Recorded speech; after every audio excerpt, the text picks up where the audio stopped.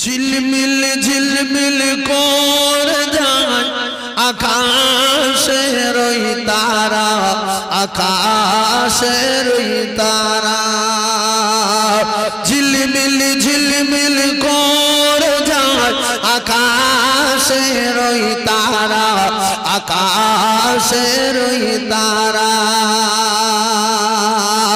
নূরের দোলাই দুলে তৌহিদ বাতি জেলে, নূরের দোলাই দুলে তৌহিদ বাতি জেলে।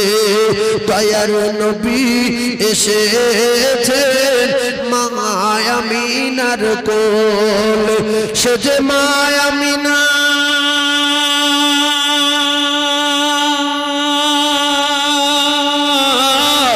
সে যে মায়া মিনার নয়ন মনে আব্দুল্লাহর দুলালা।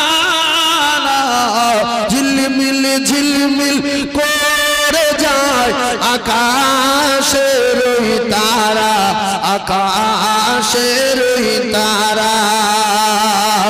শরমে চাঁদ লুকায় যে মুখ, শরমে চাঁদ লুকায় যে মুখ, দেখে নূর নজা। ঝিলমিল ঝিলমিল করে যায় আকাশের ওই তারা, আকাশের ওই তারা। গান গেয়ে যায় বুলবুল মিষ্টি মধুর সুর, এই গান গেয়ে যায় বুলবুল মিষ্টি মধুর সুর। আরে বন ময়ূরী নাচে পেখম তাহার মিল, আরে নাচে খুশিতে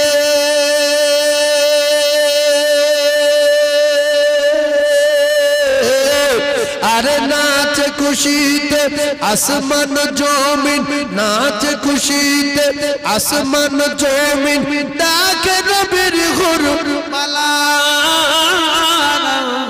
ঝিলমিল ঝিলমিল করে যায় আকাশের ওই তারা, আকাশের ওই তারা। শরমে চাঁদ লুকায় যে মুখ, শরমে চাঁদ লুকায় যে মুখ, দেখে নবীর হুরমালা। ঝিলমিল ঝিলমিল করে যায় আকাশের ওই তারা, আকাশের ওই তারা। জন্নত বাগের সেরা ফুল সে যে ফুটল মরুর বুকে, আর খুশবুতে দাদু মুতালিব উতাস হয়ে পড়ে। জোরে বলুন। কারণ বুঝতে পারেন না, আতুর ঘরে যারা জানেন, আতুর ঘরে যারা ঢুকেছেন, ও মুসলমান, দুদিন হোক 3 দিন হোক পরে ধোঁয়া দেয়, ঘুঁটে দেয়, অনেক কিছু দেয়, গরম মাংসা করে কত কি জ্বালায়। আতুর ঘরের একটা গন্ধ বলি আর বাস বলি আর সেন্ট বলি আলাদা। আব্দুল মুতালিব বলছে, আমি আমার দাদুর দিকে তাকিয়ে দেখি সেন্ট আলাদা। 5 দিনের বাচ্চা কোলে নেবেন, দেখবেন অন্যরকম। কিন্তু নবী তো পৃথিবীর 1 নাম্বার বাচ্চা। হ্যাঁ, জান্নাতে বাগের সেরা ফুল সে যে ফুটল মরুর বুকে, আর খুশবুতে দাদু মুতালিব উতাস হয়ে পড়ে। আরে নয়ন ভরে, আরে নয়ন ভরে দেখার তরে হলো পাগল পারা। ঝিলমিল ঝিলমিল করে যায় আকাশের ওই তারা, আকাশের ওই তারা। শরমে চাঁদ লুকায় যে মুখ, শরমে চাঁদ লুকায় যে মুখ, দেখে নূরে না যায়।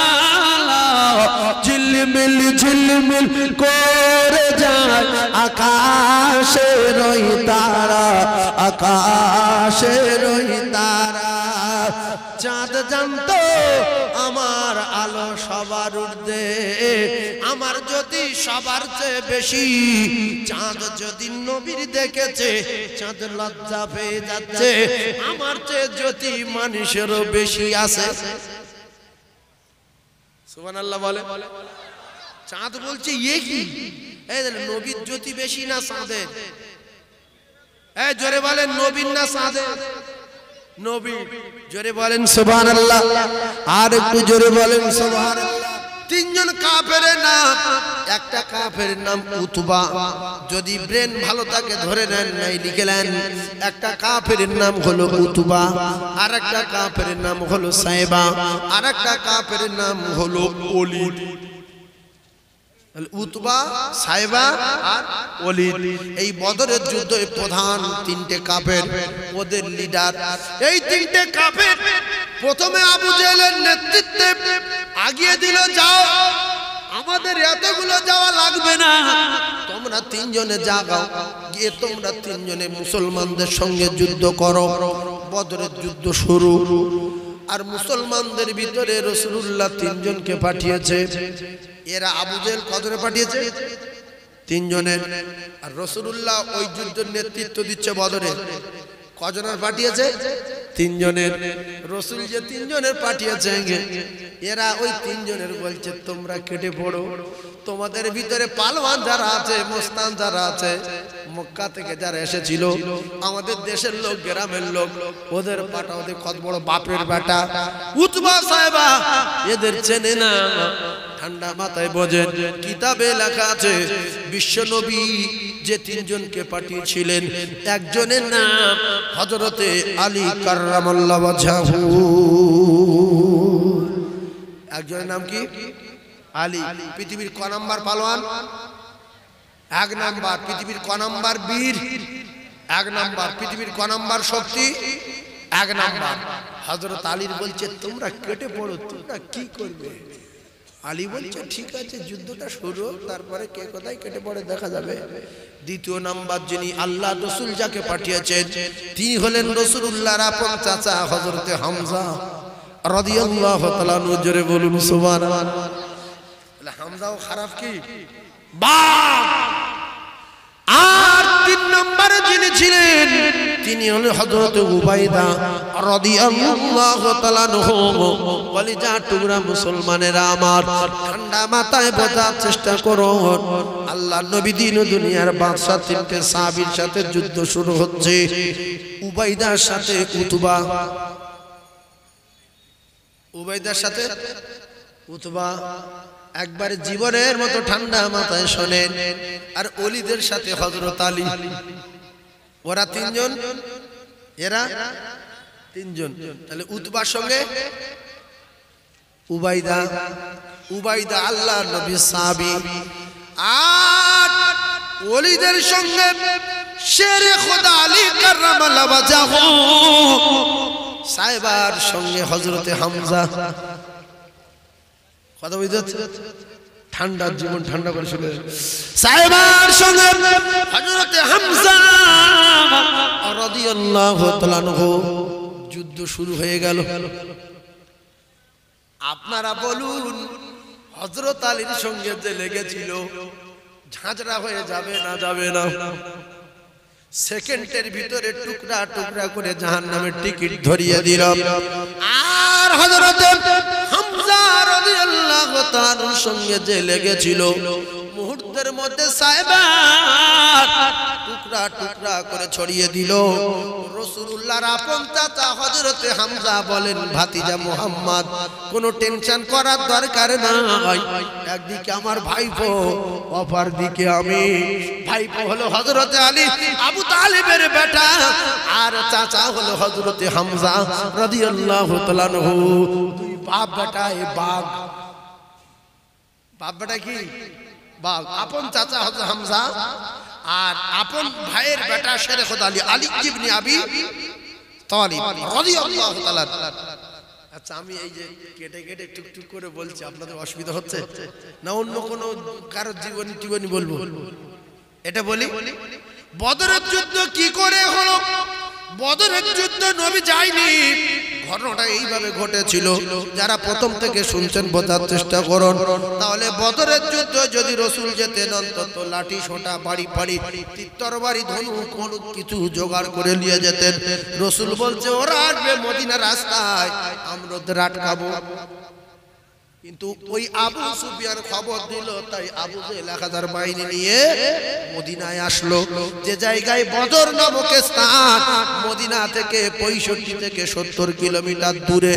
ঠান্ডা মাথায় বোঝার চেষ্টা করুন ও কলিজার টুকরারা, যুবকেরা, জনেরা। এমন তো অবস্থায় উবাইদার সাথে কে ছিল? উবাইদার সাথে উতবা, হযরত আলীর সাথে ওলি, সুবহানাল্লাহ। আর সাহেবের সাথে হামজা, সুবহানাল্লাহ সুবহানাল্লাহ। এই না হলে মাথাওয়ালা মানুষ বলে। এখন কিতাবে লেখা আছে উতবা আর উবাইদা বীর বিক্রমে তরবারি চালাচ্ছে। কিন্তু এই তো শেরে খোদা আলী, পৃথিবীর 1 নাম্বার বাঘ, বাঘের বাপ বাঘ হযরতে হামজা রাদিয়াল্লাহু তাআলা আনহু মুহূর্তের মধ্যে 2 কাফেরের টিকিট ধরিয়ে দিল। আর হযরতে উবাইদার সঙ্গে যুদ্ধ হতে হতে উবাইদা রাদিয়াল্লাহু তাআলা আনহু উতবা জাহান্নামের টিকিট ধরিয়ে দিল বটে। কিন্তু বুখারী শরীফের মধ্যে এসেছে উবাইদা তরবারির আঘাতে, উতবার তরবারির আঘাতে উবাইদা স্পটে বদরের ময়দানে মারা গেছে, অর্থাৎ শাহাদাত বরণ করে আল্লাহর জান্নাতে পৌঁছে গেছে। দেখছে কে? দেখছে কে? আল্লাহ তো দেখছে, আর আবু জেহেল দেখছে ওদিকে। এদিকে দেখছে কে? আল্লাহর রাসূল। আল্লাহর রাসূল দূরে একটা পাহাড়ের চূড়ার উপরে বসে আছে। সাহাবায়ে কেরাম বললেন আপনি যুদ্ধের ময়দানে আসবেন না, লোকজনে বিরাট চাপ, আপনি ওখানে বসে বসে দেখেন আর দোয়া করেন আল্লাহর কাছে। হযরতে ভালো করে ওয়াজ মুখস্থ করলেন। হযরতে আব্দুর রহমান ইবনে আউফ, এই নামটা খুব মনে রাখবেন। কি নাম বললাম? হ্যাঁ, আব্দুর রহমান ইবনে আউফ রাদিয়াল্লাহু তাআলা আনহু। তিনি বলেন আমি বদরের যুদ্ধে কাতারে দাঁড়িয়েছিলাম, হঠাৎ করে আমি ভাবলাম আমি কোন জায়গায় দাঁড়িয়ে আছি। কারণ যুদ্ধের ময়দানে গিয়ে মাথায় একটা আলাদা রকমের টেনশন কাজ করে, কোথায় নিজে দাঁড়িয়ে আছে মনে থাকে না। তাকিয়ে দেখলাম আমি ডান দিকে একটা বাচ্চা ছেলে, বাম দিকে দেখালাম একটা বাচ্চা ছেলে। হযরতে আব্দুর রহমান ইবনে আউফ রাদিয়াল্লাহু তাআলা বলেন আমি যখন বাচ্চা ছেলে দেখলাম আমি ভাবলাম আমি কি বাচ্চাদের ভিতরে আছি। বদরের ময়দানে এসে হঠাৎ করে একটা বাচ্চা ছেলে ঘা দিচ্ছে আব্দুর রহমান ইবনে আউফের, শিখে রেখে দেন। বাচ্চা ছেলে যখন ঠোকা দিয়ে বলতে চাচা, বলছে কি হয়েছে বাবু? বলছে আপনি কি আবু জেহেলকে চেনেন? কি বলছে? আপনি কি আবু জেহেলকে চেনেন? হযরতে আব্দুর রহমান ইবনে আউফ বললেন আবু জেহেল মানে তুমি কি বলছো? সে তো মক্কার সবচেয়ে বড় পালোয়ান, হাজার হাজার কাফেরদের নেতৃত্ব দিচ্ছে বদরে। তুমি কারে কথা জিজ্ঞাসা করো? বলছে আবু জেহেলের। আসতে বলেন, আস্তে আস্তে আমার সঙ্গে কথা বলেন। বলছে তুমি আবু জেহেলের কি করবে? বাচ্চা ছেলেটা বলল চাচা আমার কাছে খবর আছে সে নাকি আল্লাহ রাসূলকে গালি দেয়। আমার কাছে খবর আছে। বলছি তো তুমি কি করবে? সে তো রাসূলকে গালি দেয়। বলছে চাচা গো আমি তার চিনি না, শুধু একটা বার আপনি আমাকে দেখিয়ে দেন, হয় সে মরবে আর নয় আমি মরব। আমি যতক্ষণ বেঁচে থাকবো ওর শরীর থেকে আমার শরীর আলাদা হবে না, আমি ওর জড়িয়ে থাকবো, যদি না মারতে পারি ওর হাতে মরবো। রাসূলুল্লাহকে গালি দেবে, আমার কলিজায় সহ্য হবে না। দেখিয়ে দেন না চাচা। হযরতে আব্দুর রহমান ইবনে আউফ রাদিয়াল্লাহু তাআলা বললেন, আমি আবার বাম দিকে তাকালাম, দেখলাম বাচ্চা ছেলে ঘা দিল। চাচা আবু জেহেলকে দেখেছেন? আমি এর বললাম, তুমি আবু জেহেলের কথা জিজ্ঞাসা করো কেন? বাচ্চা ছেলে বলল, চাচা আমি শুনেছি সে নাকি রাসূলুল্লাহকে গালি দেয়। বলছে গালি তো দেয়, তুমি কি করবে? বলছে চাচা একটা বার যদি আমার চিনিয়ে দেন। আস্তে আস্তে বলছে কিতাবে লেখা। আস্তে বলার কারণ হলো এই বাচ্চা ছেলে ভাবছে আমি আগে মারবো, আর আমার কথা যদি শুনতে পেয়ে কেউ যদি মেরে দেয় তাহলে আমার দিলের তামান্না পূরণ হবে না। আর এই বাচ্চা ছেলে ভাবছে আমি মারবো আগে। চাচা আস্তে বলেন। কিতাবে লেখা আব্দুর রহমান ইবনে আউফ বললেন, আমি এই বাচ্চা ছেলে দুটো কথা শুনে আমি অবাক হয়ে গিয়ে বদরের ময়দানে হাজার হাজার কাফেরদের দিকে তাকিয়ে আছি। কই সে আবু জেহেল? কোনটা আবু জেহেল? কোনটা আবু জেহেল? হঠাৎ দেখতে পেলাম মানুষের মাঝখানে ঘুরছে। আমি আব্দুর রহমান আউফ বললাম, ওই যে দেখা যাচ্ছে মানুষের মাঝখানে, ওটাই আবু জেহেল। কিতাবে লেখা বুখারী রওয়ায়াত, বাস পাখির মতো দুই ভাই উড়ে গিয়ে ও কলিজার টুকরা না আবু জেহেলের উপরে আক্রমণ চালালো তরবারি দিয়ে। দুই ভাই মারতে কেউ বুঝতে পারলো না কি হলো। দুটো বাচ্চা ছেলে দৌড়ে আসলো, আর আবু জেহেল টুকরা টুকরা হয়ে জাহান্নামের টিকিট নিয়ে বদরে মারা গেল, জাহান্নামে গেল। আবু জেহেল কতল হয়ে গেল। ও কলিজার টুকরারা, যুবকেরা, জওয়ানেরা, অহংকার করেছিল, তাকাব্বুরি করেছিল, দেমাগ দেখিয়েছিল, টাকার গরম দেখিয়েছিল, ব্যবসার গরম দেখিয়েছিল, আবু সুফিয়ানের ব্যবসায় পাঠিয়েছিল। তাই বেশি টাকা আর বেশি সেনা আর বেশি তরবারি অহংকার যদি করছো, সরকুকুরের মতো মরছো।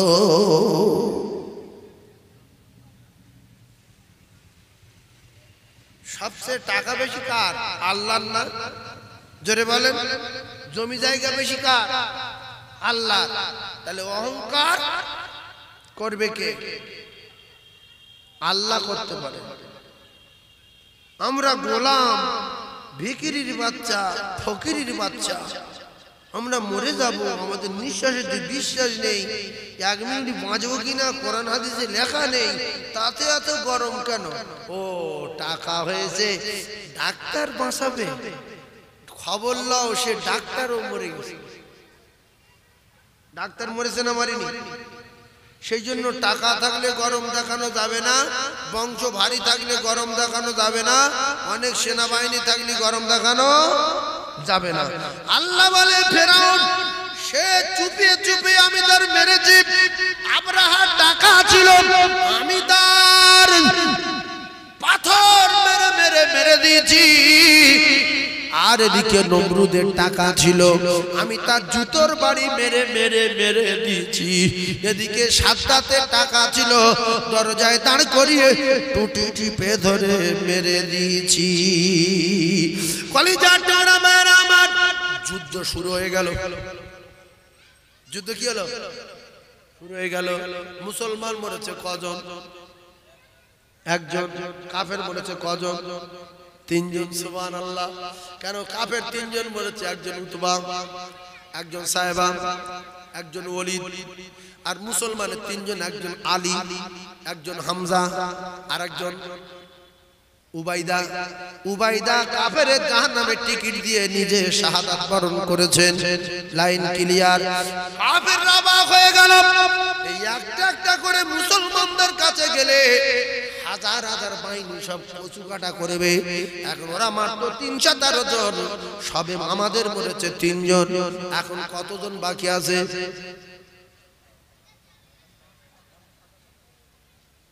313 জনের একজন মরেছে, 312, আর ওদের হাজারের ভিতরে মরেছে 3 জন, 997। হিসাব হিসাব হিসাব ভাইরা আমার বাদিরা, ওরা 997 জন একসঙ্গে আসছে।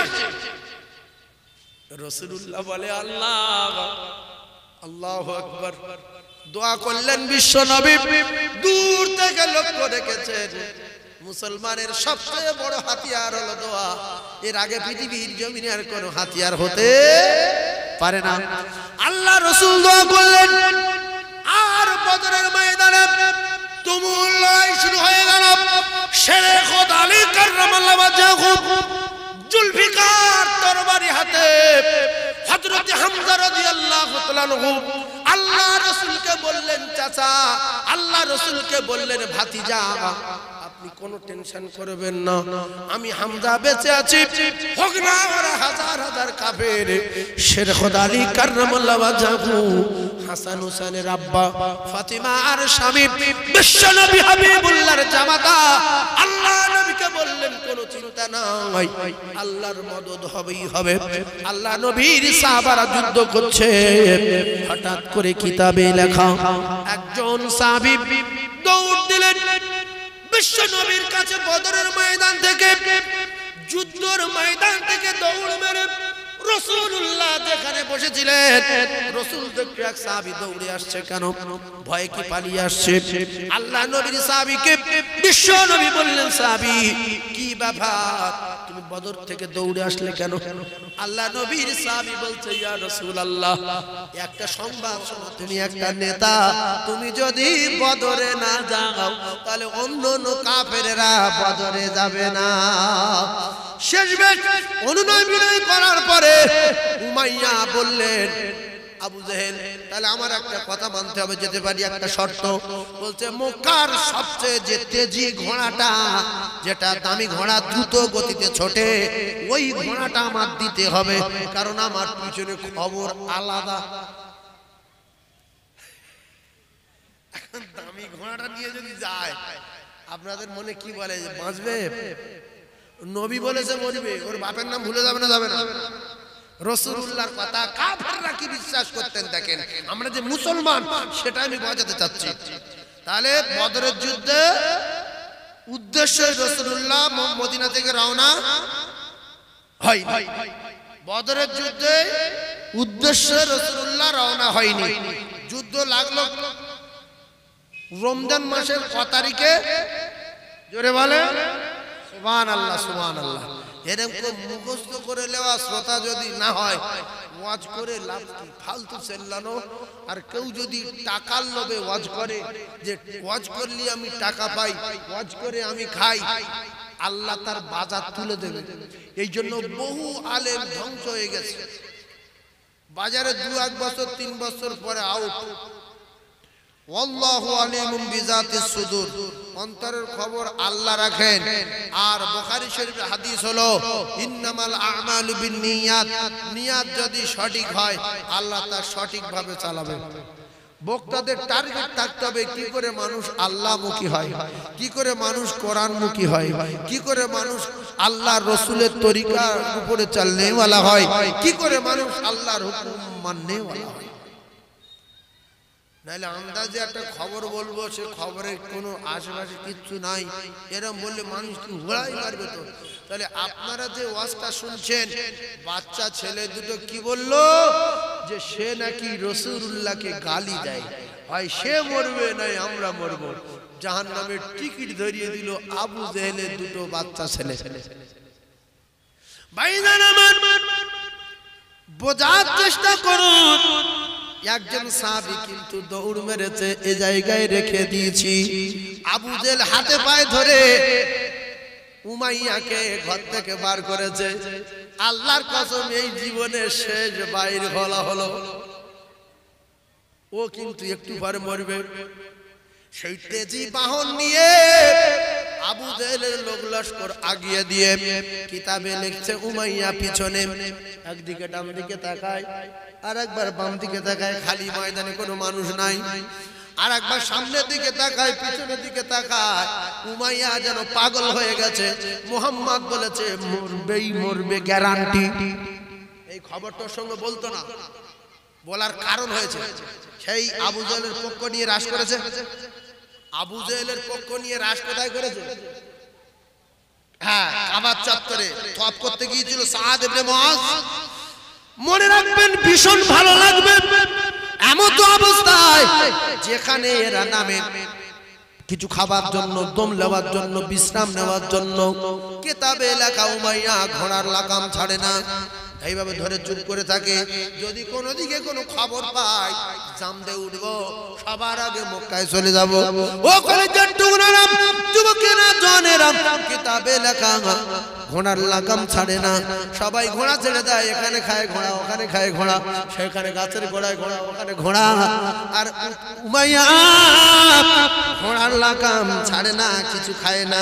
যদি পানি খেতে গেলে গন্ডগোল হয়, খানা খেতে গেলে যদি গন্ডগোল হয়, এদিক ওদিক তাকাতে তাকাতে বদরে পৌঁছে যাওয়ার সঙ্গে সঙ্গে টুকরা টুকরা হয়ে যায়। সুবহানাল্লাহ বলেন, আরো জোরে বলেন। এইবারে একসঙ্গে লড়াই শুরু হলো। সাহাবী যে দৌড় মেরেছিল, আল্লাহ রাসূল বললেন, কেন? আমি আজ ভুলে যাই না। এটা আপনারা বুঝতে পারছেন নিশ্চয়ই। বলছে কি ব্যাপার? বলছে ইয়া রাসূলুল্লাহ, আপনি তো বলেছেন আমি দোয়া করছি, কিন্তু আমি এজন্য পালিয়ে এসেছি। আমি জীবন বাঁচানোর জন্য, যুদ্ধের ভয়ে না। আমি একটা কথা জানতে এসেছি ইয়া রাসূলুল্লাহ। অবাক করা ঘটনা, যখন উতবা, সাইবা, ওলীদ এরা তিনজনে মারা গেল, তখন উপর থেকে যখন ওরা দৌড়ে আসছে সামনে থেকে একসঙ্গে, আর আমি আওয়াজ শুনতে পাচ্ছি হাইজুম, আগিয়ে চলো। আমি শুধু ভাবছি হাইজুমকে, চারিদিকে তাকাই, কারুর দেখতে পাই না। এরপরে শুধু ঘোড়ার পায়ের আওয়াজ হচ্ছে, ঘোড়া আসছে, ঘোড়া আসছে, ঘোড়া আসছে, টকবক টকবক করে আওয়াজ হচ্ছে, কিন্তু আমি ঘোড়াও দেখতে পাই না। আওয়াজ হচ্ছে হাইজুম, তুমি আগিয়ে চলো ইয়া রাসূলুল্লাহ। এত জোরে জোরে চাবুকের আওয়াজ হচ্ছে, আমি আওয়াজ শুনে তাকাচ্ছি, মানুষ পড়ে ছটফট করে আছাড় খেয়ে খেয়ে মারা যাচ্ছে। ব্যাপারটা কি ইয়া রাসূলুল্লাহ? শুধু আপনার কাছে জানতে এসেছি।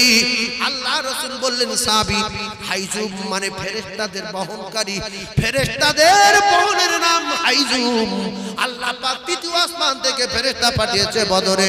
ওই যে ঘোড়ার পায়ের আওয়াজ শুনতে পাচ্ছ, এটাও সত্য। হাইজুম, আগিয়ে চলো। এই আওয়াজটা শুনতে পাচ্ছ, ফেরেশতাদের বাহনের নাম হাইজুম। আর যে চাবুকের আওয়াজ শুনতে পাচ্ছ, মানুষ দেখতে পাচ্ছ না, অথচ দেখতে পাচ্ছ কানে চাবুকের দাগ, মুখে চাবুকের দাগ, শরীরে চাবুকের দাগ, মানুষ দেখতে পায় না। আছাড় খেয়ে খেয়ে ছটফট করে পাশে পড়ে মরে যাচ্ছে। ইয়া রাসূলুল্লাহ, কি ব্যাপার, কি ব্যাপার, কি ব্যাপার?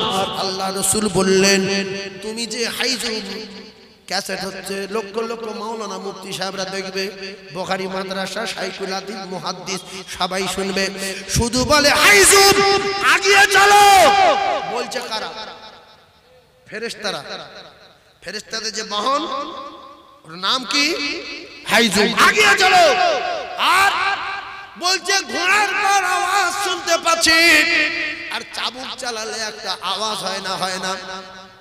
বলছে শুধু শা শা করে শব্দ হচ্ছে, লোক দেখতে পাচ্ছি না, কিন্তু মানুষ পড়ে ছটফট করে মারা যাচ্ছে। এমনকি মুখে যখন চাবুক লাগছে, সঙ্গে সঙ্গে গোটা মুখ পুড়ে যাচ্ছে। এত জোরে মারছে, একেবারে ঢিমরিকে পড়ে ওইভাবে দু তিনবার ঝাড়া মেরে মরে যাচ্ছে। তো আল্লাহ রাসূল বললেন, তোমাদের কোনো চিন্তা নাই, আবার চলে যাও বদরের প্রান্তরে। জোরে বলুন সুবহানাল্লাহ। দেখুন, আল্লাহ পাকের ফেরেশতা আল্লাহ পাঠিয়েছে। জোরে বলুন। এজন্য মুসলমানের হাতিয়ারের নাম কি? জোরে বলেন। এক নম্বর হাতিয়ার হলো দোয়া। বিপদে, জলে, জঙ্গলে, পাহাড়ে, পর্বতে, কাফেরে, দুশমনের শত্রুর সামনে শুধু আল্লাহ বলছে, বান্দা প্রথম আমার কাছে বল, তোর কি দরকার। আমরা তো ক্ষমতা দেখাই, বিশাল টাকা, 40টা ভাই, নেতা আমার হাতে, কেতা আমার বিছনায়, বালিশ আমার কাছে। हम पंडा है, हम गुंडा है, हम शेर है। শেরের যদি মরে যেতে বলে এক্ষুনি তো মরে যাবে। তুমি কি আবু জাহেলের চেয়ে বড় মস্তান? তুমি কি আবরাহার চেয়ে বড় মস্তান? তুমি কি নমরুদের চেয়ে বড় মস্তান? তুমি কারুনের চেয়ে বড় মস্তান? তুমি কি সাদ্দাতের চেয়ে বড় মস্তান? মস্তান কে? সেজন্য সবসময় ভাববেন আমি ছোট, সবাই বড়। আমি গুনাহগার, সবাই ইমানদার। আমি খারাপ, সবাই ভালো। আমি খারাপ, সবাই, আমি গুনাহগার, সবাই ইমানদার। এটা মনে রাখবেন, আমলে মোহাব্বত পয়দা হয় না। মৃত্যুর কথা স্মরণ করবেন। আচ্ছা, আমি ওয়াজ কি এক জায়গায় ছেড়ে অন্য কোনো জায়গায় গেছি না সোজা আসছি? সোজা যায়নি, এখনো চলবে। এখন তো সবাই এই আওয়াজ শুনে রসুলের কাছে বলেছে, আরো বুকে সাহস বেড়েছে না বাড়েনি? এগিয়ে বলছে যে রসুল বলেছে সাওয়ারা, কোনো টেনশন নেই। হাইজুম মানে ফেরেশতাদের বাহনের নাম, আর চাবুক মারছে মানে ফেরেশতারা মারছে, আমাদের কোনো টেনশন নেই, আমরা শুধু ধরে রাখি। জোরে বলুন সুবহানাল্লাহ। আরে জোরে বলেন। বলছে শুধু দলে গুলিয়ে আমরা এইভাবে থাকলে হবে? আল্লাহর ফেরেশতার ছিল লক্ষ লক্ষ ফেরেশতা বদরে আল্লাহ পাঠিয়েছে। জোরে বলেন সুবহানাল্লাহ। শুধু ধরে রাখি। আবু জাহেলটা তো প্রথমবারই খায় হয়ে গেল, ওলীদ প্রথমবারে চলে গেল, এদিকে চলে গেল সেই মক্কার সেই উমাইয়া ইবনে খালদ ঝাঁঝরা হয়ে গেল। এরপরে যুদ্ধের শেষে একটা কাগজ তাকে লিখলেন, যুদ্ধ শেষে রাসূলুল্লাহ সাহাবী শাহাদাত বরণ করেছিলেন 14 জন।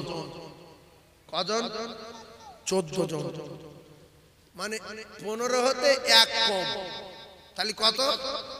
14। 14 মনে থাকবে? 15-র এক কম 14, এটা মাথায় রাখবেন। 7 7 কত? 14। কাফেররা মরেছে 70 জন। কাফেররা কজন? 70 জন। আচ্ছা, আমি এই ঘটনা বলছি মানে পুরো পৃথিবীর সামনে বলছি।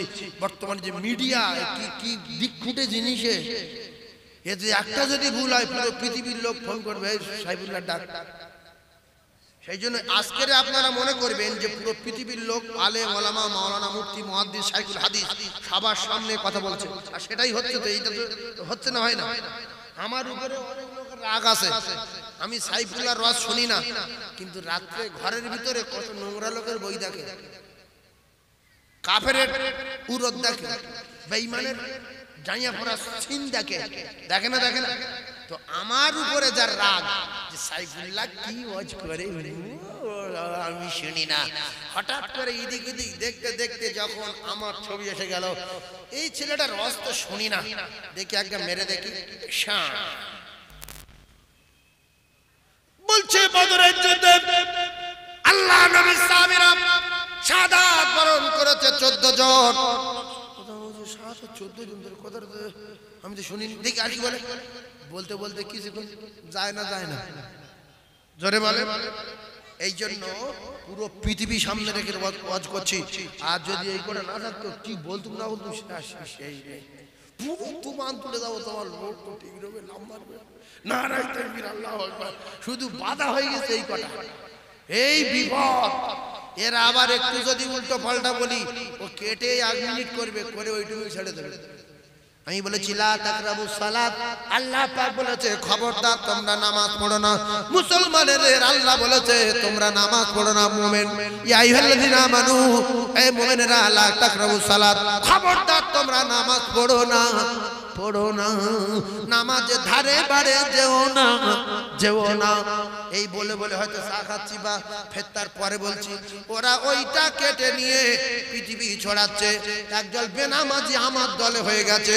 এই না হলে বক্তা রে, আল্লাহ এই তো অরিজিনাল বক্তা। নামাজ পড়া বারণ, কোরআনে লেখা, কোন আলা বলিনি আর দিন। এই খবর সে শুধু আমার খুঁজে যে কোন শালা বললুনি যে নামাজ পড়তে কোরআনে মানা, আর আমার কটা আছে বলেন নামাজ পড়ো, এরা কি কোরআন পড়েনি? এই কোরআনে এইভাবে বলা, খবরদার নামাজের ধারে বাড়ি যাবে না। আর এইটা মিডিয়ারা কেটে ছেড়ে দিয়েছে। একদল লোক আমার শুধু গালাগালি দিচ্ছে যে কবে আসে দেখ। হ্যাঁ, কিন্তু ওয়ান্তুম সুখারা সেইটা আমি বলেছি ওরা দেয়। এই নিয়ে যত গন্ডগোল বাড়বে এদের টাকা তত পকেটে পড়বে। দেখবে জয় মিডিয়া দেখ, এই মিডিয়া খোঁজ, সেই মিডিয়া আছে, লক্ষ লক্ষ ভিউ হবে আর এরা ওই লক্ষ লক্ষ টাকা পাবে। এই জন্য মানুষের বিউচ্যুতি করে অসম্মান করে সমাজের বুকে ঠকিয়ে কেউ যদি টাকা ইনকাম করে সে টাকায় আগুন লাগবে। এই কথা ঠিক না ভুল? শোনো বাবু, শোনো, আমার দিকে তাকাও, সুবহানাল্লাহ বলো, সুবহানাল্লাহ। এই তো, তবে তোমার টুপি কই? টুপি নেই? টুপি নিয়ে আসবে এরপর থেকে, ঠিক আছে বাপ, আল্লাহ ভালো করুন। তো আমি যে কথা বলছিলাম, মুসলমানেরা 14 জন মারা গেছে, কাফেররা মারা গেছে 70 জন। কজন? 70 জন। আর রাসূলুল্লাহ সাহাবীরা ওদের ধরে রেখেছে, মানে ওরা পাগলা হয়ে গেছে যে মানুষ দেখতে পাই না, মারবো কার? তো ভয়তে আচারকে ঠিকরে একদিকে চলে এসছে। শুধু রাসূলুল্লাহ সাহাবীরা ওদের ধরে রেখেছে 70 জন, ধরে রেখেছে, মারিনি। একটা কথা বলে, এই আমরা ভাবি যে অমুক জায়গায় অমুক লোকে ধরে রেখেছে, ফিলিস্তিনি লোকেদের ধরে রেখেছে গাজায়, এই ধরে রেখেছে বাংকারের ভিতরে আটকে রেখেছে এত লোক। আমরা ভাবি ওদের ধরে রেখেছে কেন, মেরে দিতে পারলি? কিন্তু না, মোমেন যারা মারবে না। সাহাবারা জীবনে কারোর আগে মারিনি, ও তো মার খেয়েছে তারপরে মেরেছে। ওরা তো মক্কা থেকে যুদ্ধ করতে এসছে মদিনায়, রাসূলুল্লাহ যায়নি। রাসূলুল্লাহ অন্য চিন্তা ভাবনায় মদিনা থেকে বার হয়েছিল আবু সুফিয়ানের ধর্ম বলে। ঠিক আছে ভাইরা, মা বাবারা, জীবনের মতো একটা নতুন কথা শোনেন। রাসূলুল্লাহ প্রথমে বদরের ময়দানে পৌঁছেছিল, ওই পর্যন্ত গিয়েছিল।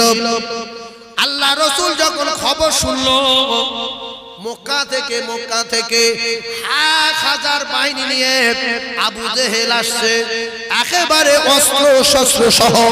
বোঝেন, সাহাবায়ে কেরাম বলেন, রাসূলুল্লাহ তখন বলল, ঠিক আছে ওরা আসছে, আসুক, আমরাও পালাবো না। মুমিন কোনোদিন কারো দেখে, কোনো কাফের দেখে ভয় করে না। তবে তোমরা দেখে নাও, আমি দাগ দিয়ে দিলাম বালুর উপরে। জীবনে এই কথাটা শুনে রাখেন, যা শুনেছেন সব ভুলে যান, এই কথাটা শুনে রাখেন। রাসূলুল্লাহ বললেন, আমি দাগ দিলাম বালির উপরে, এখানে অমুক সাহাবী, এখানে ওলীদ, এখানে উতবা, এখানে সাহেবা, এখানে উমাইয়া ইবনে খালদ, ওই জায়গাটা দাগ দিয়ে দিলাম, ওখানে আবু জেহেল। আল্লাহর নবীর সাহাবীরা যুদ্ধের পরে যুদ্ধে আল্লাহ পাক জয় করে দিলেন, কাফেরদের জাহান্নামের টিকিট দিলেন। সাহাবায়ে কেরাম বলেন, যুদ্ধ শেষে আল্লাহ রাসূল প্রথমে আগে দিলেন যেখানে দাগ দিয়ে দিয়েছিল, আমরা সেই দাগগুলো দেখতে গেলাম যে রাসূলুল্লাহ যার নাম ধরে যেখানে যেখানে দাগ দিয়েছে সেখানে সেই মরে আছে। সাহাবায়ে কেরাম গিয়ে দাগ দেখতে গিয়ে দেখলেন আল্লাহ নবী যার নাম ধরে যেখানে যেখানে দাগ দিয়েছে সেই কাফের সেই জায়গায় পড়ে মরে গেছে।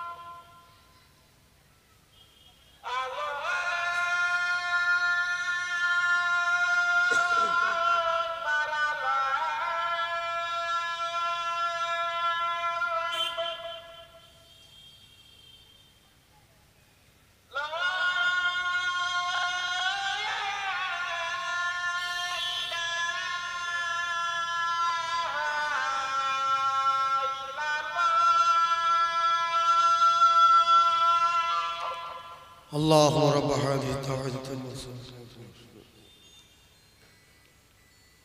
وبعث إنك درود الشريف اللهم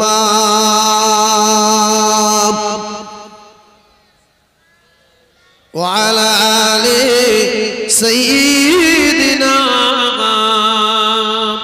শেষ কথা এই বাবু একটা মিনিট দোয়া করব এক মিনিট বসো বসো বাপ বসো এক মিনিট এই কোচি এই এক মিনিট দাঁড়াও তাহলে রাসূলুল্লাহ আগের দিনে দাগ দিয়ে দিয়েছিল এখানটায় এই কাফের মরবে তোমরা শুনে রাখো যুদ্ধের পরে সাহাবারা রাসূলুল্লাহর ওই দাগ দেওয়া জায়গা দেখতে গিয়ে কি দেখলেন যার যার নাম করে যেখানে দাগ দিয়েছিলেন যুদ্ধের পরে গিয়ে দেখতে সেই দাগে দাগে সেই কাফের পড়ে রয়েছে সুবহানাল্লাহ বলেন আরো জোরে বলেন এরপর থেকে আবার শুরু হবে আল্লাহুম্মা আমিন রব্বানা যালামনা আনফুসানা ওয়া ইল্লাম তাগফির লানা ওয়া তারহামনা লানাকুনান্না মিনাল খাসিরিন আল্লাহ মাহফিলটাকে আপনি কবুল করুন গ্রামবাসীদেরকে আপনি কবুল করুন ডাইনে বামে পিছনে যত কবর আছে গো মাহবুব প্রত্যেকের কবরবাসীর কবরে সওয়াব করে পৌঁছে দিন আয় আল্লাহ এই গ্রামে দুটো ছেলে অ্যাক্সিডেন্ট হয়ে মারা গেছে আমি জানি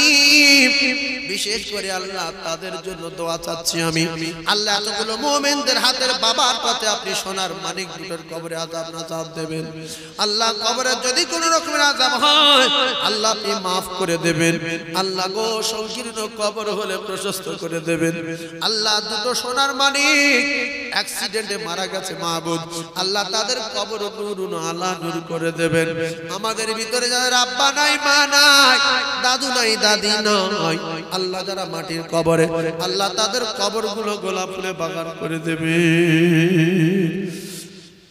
আল্লাহ এই গ্রামের ডান দিকে বাম দিকে পিছনে যত কবর আছে সমস্ত কবরবাসীর রূহ পাকে সাফ করে পৌঁছে দিন আল্লাহ আমাদের ব্যবসাতে বরকত দেবেন কামাইতে বরকত দেবেন রুজিতে বরকত দেবেন সোনা মানিক জলসা কমিটিকে আপনি কবুল করে নিয়ে মাহফিল আমাদের প্রত্যেকের নাজাতের ওসিলা করে দেবেন আয় আল্লাহ